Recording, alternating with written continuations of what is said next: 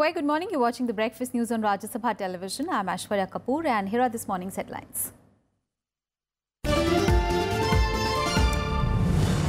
US President Donald Trump threatens to destroy North Korea to defend the US and its allies. At a UNGA meet, says leader Kim Jong-un is on a suicide mission. Sushma Swaraj calls for stronger collective action to combat terrorism, announces an aid of $2 lakh to the Caribbean countries hit by hurricanes.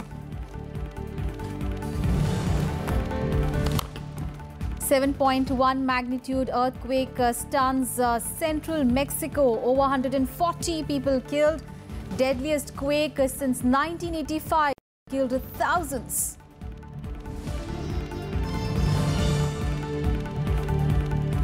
Hurricane Maria heads towards the Virgin Islands and Puerto Rico, warning of potentially catastrophic impact. Eastern Caribbean islands of Dominica battered.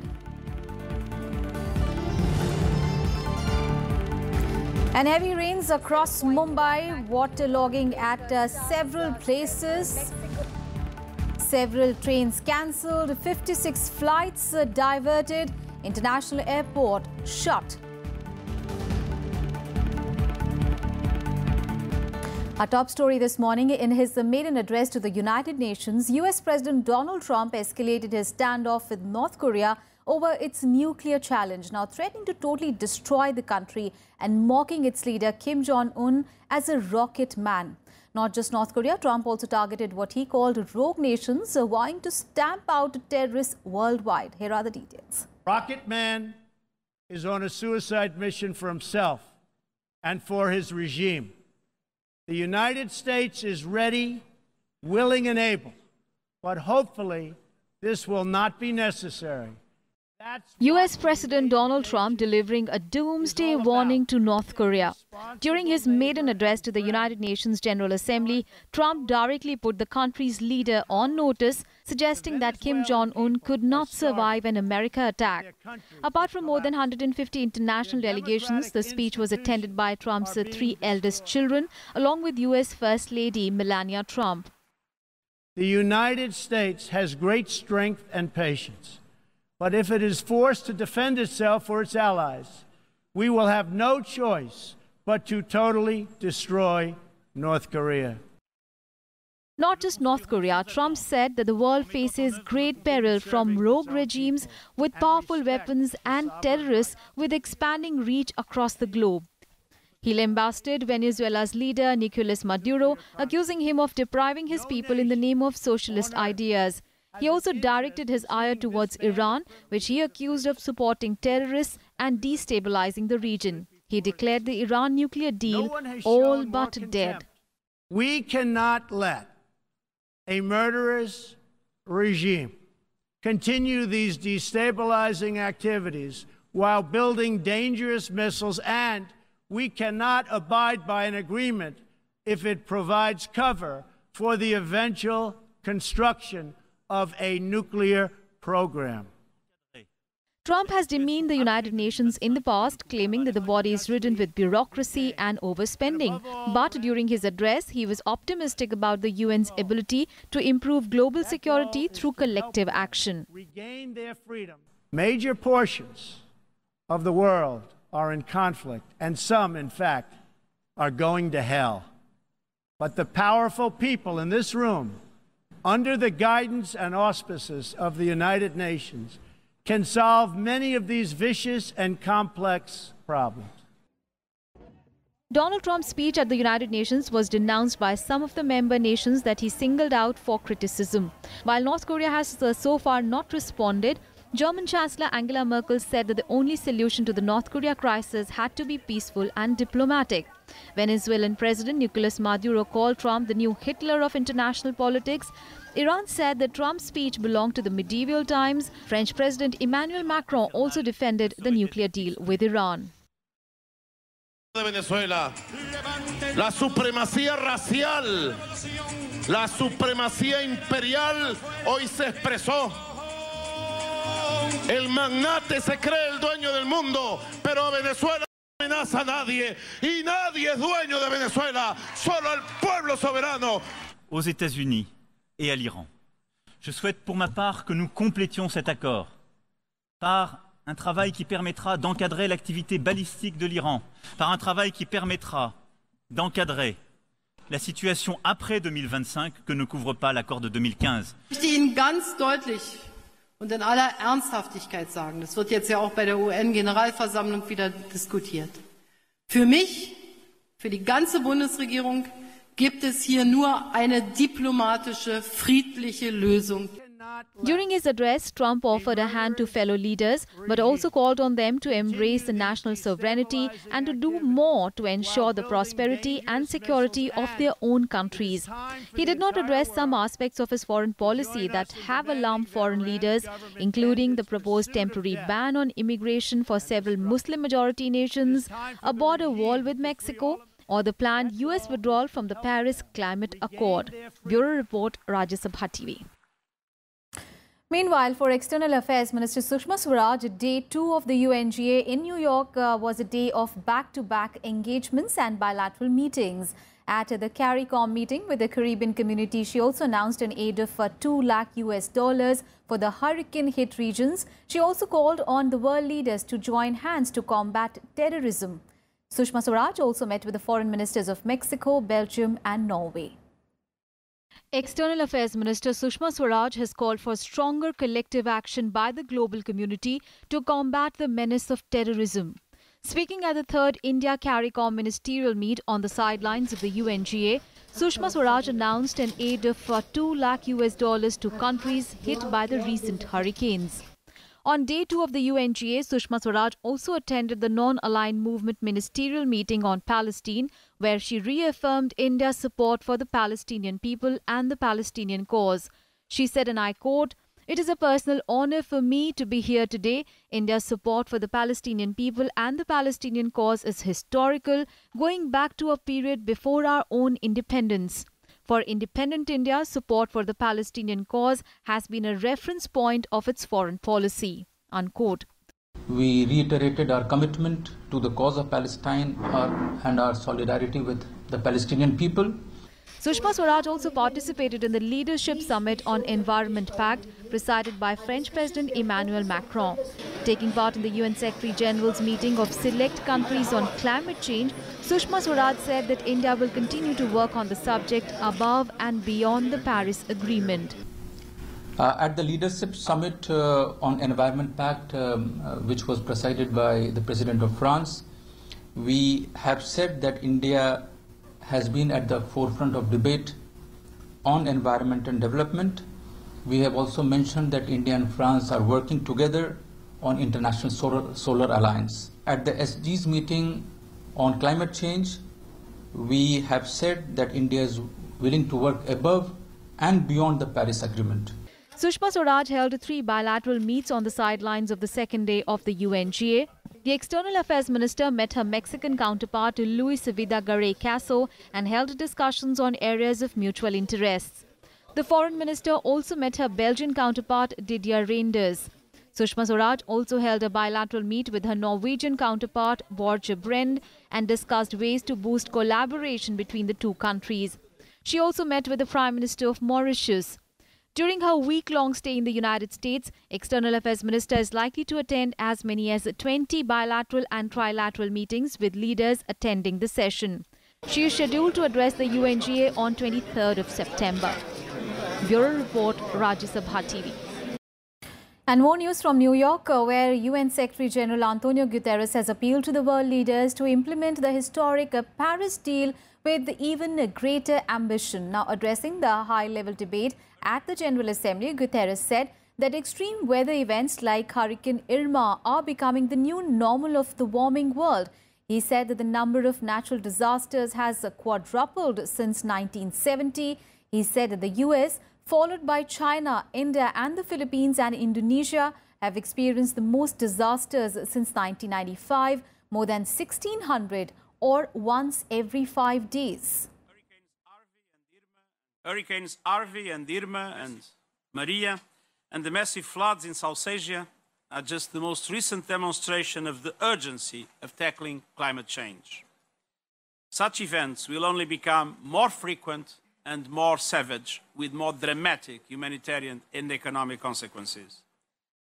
Countries have signed up to the Paris Agreement, but we know that current pledges and plans are insufficient to keep global temperature rise to well below 2 degrees. In 2020, parties will review progress. By then, we need to make sure that we have substantially raised the bar of ambition.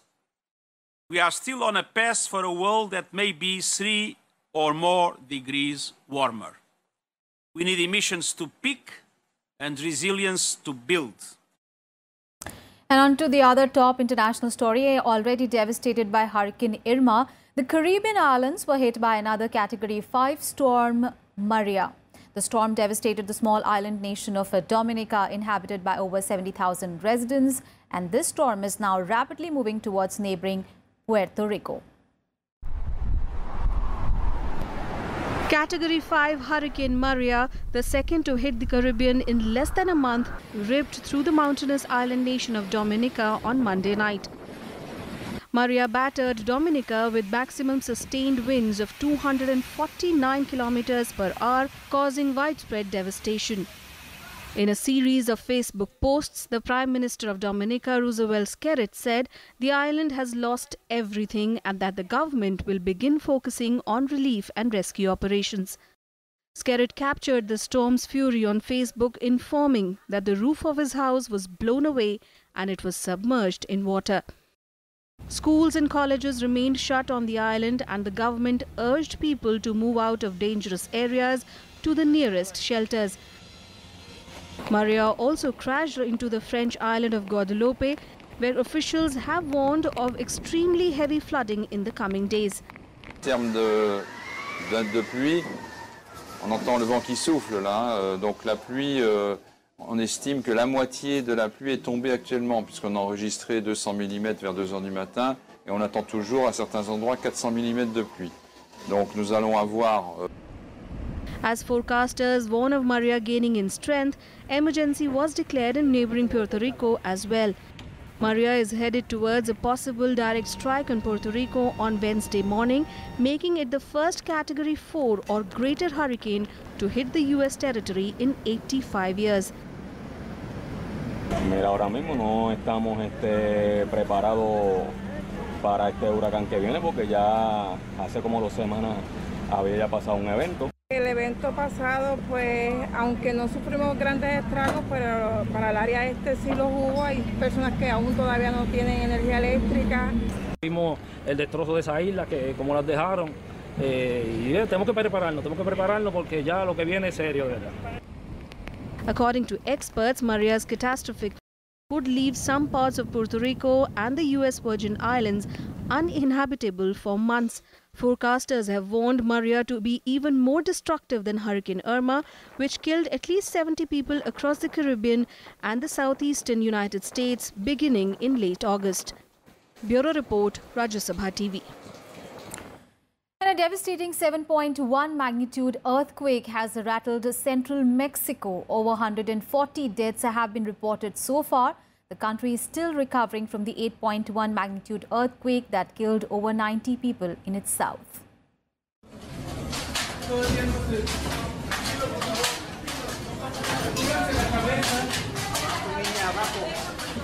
A powerful 7.1 magnitude earthquake stunning central Mexico. Thousands fleeing into the streets in panic.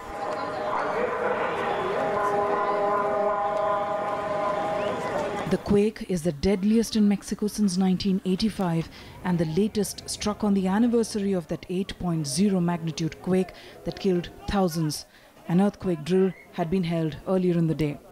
Empezó a moverse muy fuerte, los virus empezaron a quebrarse, la gente empezó a salir de sus casas, el edificio que está aquí enfrente se cayó, vimos una persona cuando la rescataron, estaba totalmente en medio del edificio y pues gracias a Dios no le pasó pues, las carraspores a la persona que rescataron.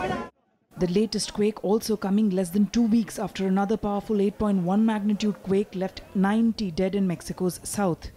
El reporte que tengo es que se trató de dos sismos, uno con epicentro en Puebla, otro en Morelos, que se sintió de manera muy fuerte. Los reportes que tenemos de gente que está allá en la Ciudad de México, fue un sismo verdaderamente muy fuerte, muy duro. Todavía difícil a estas alturas tener una cuantificación. Empieza a haber un despliegue ya de Fuerzas Armadas sobre todos los lugares donde ha habido reporte de que hubo daños, de personal de protección civil. Se ha instalado ya el sistema de emergencias para la Ciudad de México, el Plan MX para la Ciudad de México. Scores of buildings collapse into mounds of rubble or were severely damaged in densely populated parts of Mexico City and nearby states of Puebla and Morelos. Rescuers pulled out people from the rubble.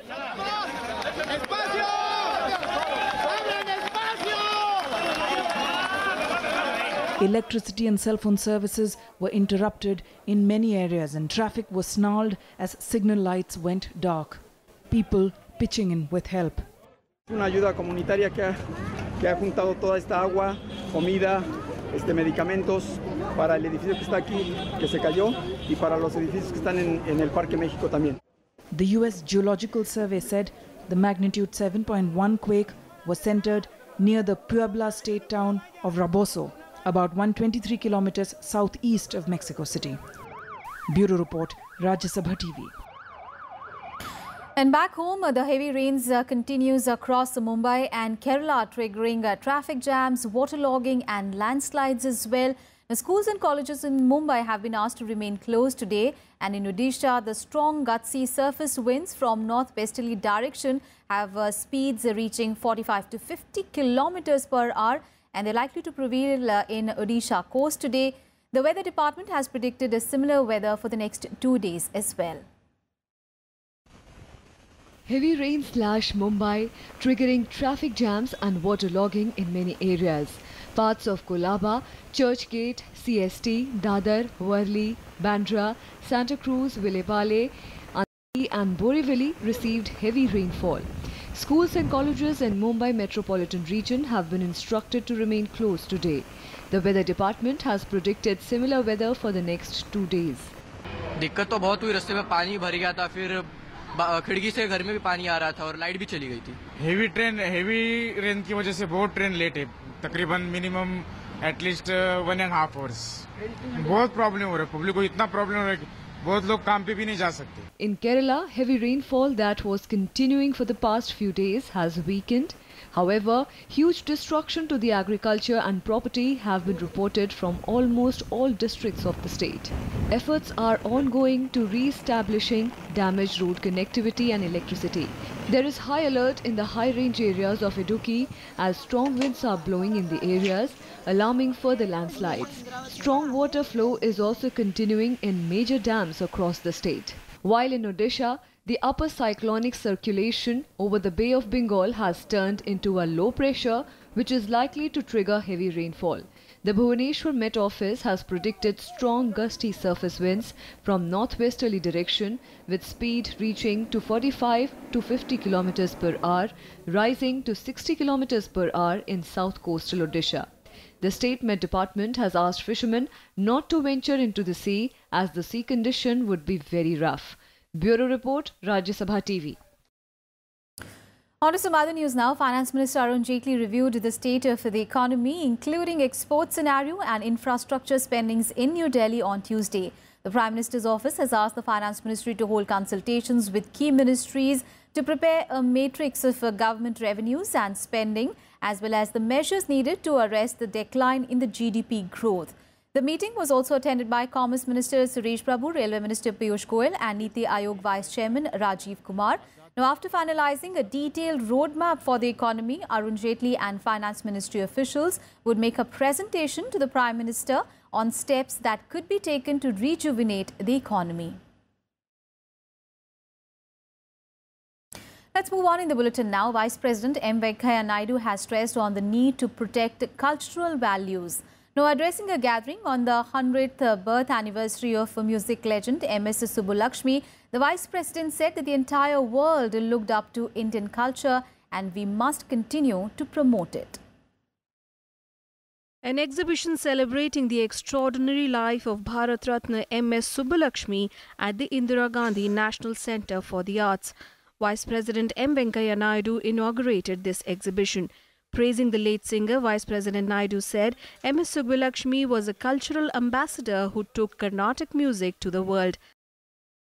This is our tradition, this is our culture, this is our past, and we must always feel proud of our past and heritage, and we must try to preserve it.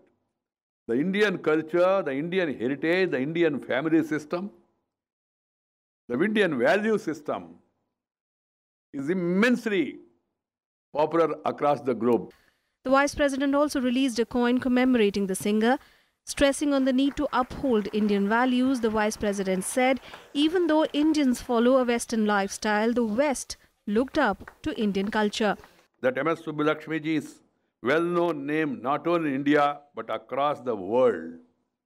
She was a cult figure who had mesmerized everyone from Mahatma Gandhi to the common man with her mellifluous voice. M.S. Subbulakshmi was born on 16 September 1916 in Madurai. She performed in a concert at the United Nations in New York in 1966, becoming the first Indian to do so. Now Vikram Singh's report for Rajya Sabha TV. And the story that will make headlines through the day today, the Madras High Court will hear the pleas of 18 disqualified AIADMK MLAs supporting TTV Dinakaran, challenging their disqualification. On Monday, Tamil Nadu Assembly Speaker P. Dhanapal disqualified them under the Anti-Defection Act for withdrawing their support to Chief Minister E.K. Palaniswamy. The rebels have blamed the centre for the political crisis in the state. The 18 rebel MLAs of the AIADMK on Tuesday moved the Madras High Court against their disqualification from the Tamil Nadu Assembly. Calling their disqualification invalid, the MLAs said they had neither voted against the government nor had they resigned from the party. Body meeting போட்டுருக்காங்க. அதுல வந்து இவங்க decision எடுத்தது செல்லாது. இது ஏன்னு சொன்னா இந்த டிஸ்பியூட் அண்டர் இது இப்ப இதுல எலெக்ஷன் கமிஷன்ல இருக்கு. சோ இவங்க டிசிஷன் செல்ஃப் டிசிஷன் எடுத்தது செல்லாது. Rebel AIADMK leader TTV Dinakaran blamed the centre for creating the current political crisis in the state. He also charged Chief Minister E. Palaniswamy and Deputy Chief Minister O. Paneerselvam with betrayal. We already have filed in the petition before the Honorable High Court. We will get it stayed because legally we are very sound. So we will get justice from the court. Not only DMK, every party in the democratic system, it is a murder in the democratic system. So everybody will oppose it because everybody will face the problem in the future. Tamil Nadu Assembly history. This is the first time happening. They have killed the democracy. See, Honorable Speaker and Whip can have an action when if the MLAs voted against the government in Assembly or they walked out without voting in the Assembly. See, Mr. OPS faction, 12 MLAs has voted in the Assembly against this government. Till this minute, they have not taken action at all. Actually, they must be disqualified. They are not ADMK MLAs at all because they voted against ADMK government. Tamil Nadu Governor C. Vidyasagar Rao apprised Home Minister Rajnath Singh about the ongoing political crisis in the state. The disqualified MLAs have told the governor that they had no confidence in Tamil Nadu Chief Minister E. Palaniswamy. Opposition parties led by the DMK, meanwhile, are seeking a floor test soon in the Assembly. The DMK says that if the governor fails to convene the Assembly within a week, they will move court to seek the vote of confidence. Bureau Report, Rajya Sabha TV. And on to some other news now. The Haryana government has written to the centre seeking a CBI probe into the gruesome murder of a 7-year-old boy at Gurugram's Ryan International School. The murder of a Class 2 student has triggered a nationwide furore. The Haryana government has sent a written communication which has been received by the central government. Now, accepting a demand of the victim's family, the Haryana government had decided last week to hand over the probe into the murder into the CBI. Chief Minister of the state, Manohar Lal Khattar, had last week met with the family of the victim, Pradman Thakur. And on to some sports news now. Ace badminton player Parupalli Kashyap has failed to qualify for the Japan Open Badminton Super Series in Tokyo. Kashyap lost to Japanese Yu Igarashi 11-21, 21-18, 14-21. In another match, Satvik Sairaj Ranki Reddy advanced to the mains draws in both the men's and mixed double categories, partnering Chirag Shetty and Ashwani Ponappa. Satvik, partnering with Chirag, defeated Japan's Hirokashi Hashimoto and Hiroyuki Saeki 14-21, 22-20, 21-18. Meanwhile, Olympic medalist PV Sindhu and Saina Nehwal will begin their campaigns today. PV Sindhu will face Japanese Minatsu Mitani, while Saina Nehwal will clash with the Pornawi Chochuwong. In men's singles, Kidambi Shrikant, HS Pranoy, B. Sai Praneeth and Samir Verma will also be in action today. And that's it from me and my team in this edition of News. But news and updates continue on your channel. Thanks so much for your time.